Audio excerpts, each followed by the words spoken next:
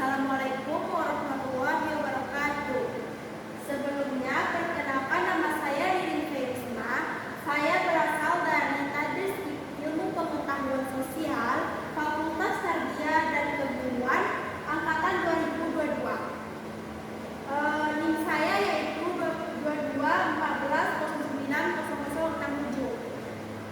Pada kesempatan kali ini, izinkan saya untuk mempresentasikan proposal yang telah saya buat, yang mana berjudulkan Studi Kasus Analisis Implementasi Pembelajaran Tematik berbasis Profil Pelajar Pancasila pada mata pelajaran IPS di SMP Negeri 5 Kota Padang. Baik, langsung saja. Yang pertama kita masuk kepada latar belakang. Adapun hal yang melatar belakangi saya untuk mengangkat judul dari yang sebelumnya, yaitu analisis implementasi pembelajaran berbasis tematik berbasis P3 di SMP Negeri 5 Padang, yaitu-nya yang pertama itu dinilai dari pendidikan. Pendidikan merupakan suatu usaha yang secara sadar dilakukan oleh manusia, yang mana sebagaimana yang kita tahu, hakikat dari manusia itu ialah pendidikan. Jadi pendidikan merupakan kebutuhan awal daripada manusia itu sendiri.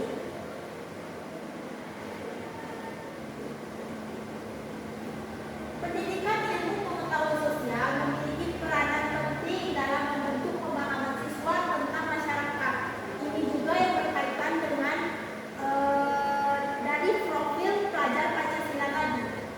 Untuk sama-sama kita ketahui bahwasanya profil pelajar Pancasila merupakan muatan pembaruan kurikulum, yaitu di kurikulum Merdeka. Jadi profil pelajar Pancasila berfungsi untuk membentuk karakter yang ditanamkan dari diri seorang siswa, baik itu di lingkungan sekolahnya maupun di lingkungan keluarga dan masyarakatnya. Selanjutnya itu pembelajaran tematik.